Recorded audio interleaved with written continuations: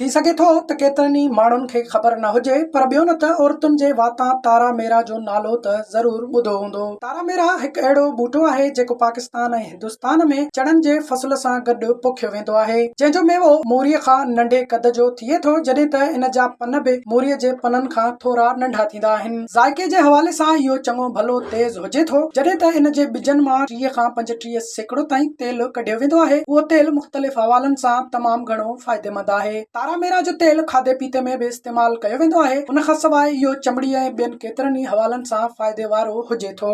तारा मेरा जे तेल जा चमड़ीअ ते तमामु सुठा असर पवंदा आहिनि। इहो हिकु बहितरीन एंटी ऑक्सीडेंट हुजे थो। इन जे बहितरीन एंटी फंगल ख़ासियतुनि जे करे इहो चमड़ीअ जे कंहिं बि क़िस्म जे फंगल इंफेक्शन खां बचाईंदो आहे। इहो एंटीसेप्टिक बि हूंदो आहे। उन खां सवाइ इन में अहिड़ियूं विटामिन्स बि मौजूद हूंदियूं आहिनि जेके चमड़ीअ जे लाइ तमामु घणियूं फ़ाइदेमंद हुजनि थियूं। इहो चमड़ीअ ते मखण जी सूरत में केतिरनि ई माण्हुनि जी खल कराइण जो बि सबबु बणिबो आहे, पर इहो मालिश जे लाइ बि बहितरीन हूंदो आहे। इन तेल सां चमड़ीअ ते थींदड़ कराड़प जे असरनि खां बि बची सघिजे थो। तारा मेरा जे तेल जी मालिश करण सां जिस्म मां थकावट ख़तम थींदी आहे ऐं जिस्म खे आराम मिले थो। उन करे जेकॾहिं इन तेल जी मालिश कजे त ज़हनी दबाव मां बि छुटकारो माणे सघिजे थो। इहो तेल वारनि जी सिहत लाइ पिणु बहितरीन फ़ाइदनि वारो हूंदो आहे। इहो न रुगो वार ड्रिघा ऐं घाटा कंदो आहे, पर ख़ुश्कीअ जो ख़ात्मो पिणु करे थो। इन लाइ तारा मेरा जे तेल जा 2-3 फरा पंहिंजे शैम्पू या वारनि जे कंहिं बि तेल में विझी हफ़्ते में 1 या 2 भेरा ई विझण खां अॻु हणी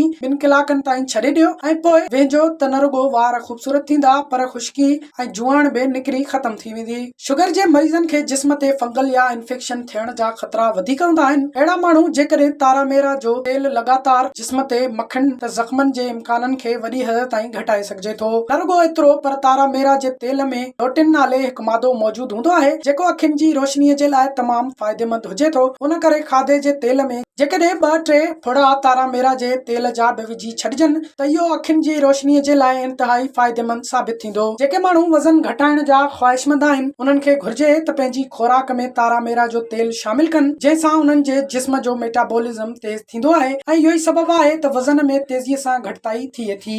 वज़न घटाइण जा ख़्वाहिशमंद माण्हू तारा मेरा जो साॻ बि इस्तेमाल करे सघनि था, जेको सिहत जे ॿियनि फ़ाइदनि सां बि भरपूर हूंदो आहे।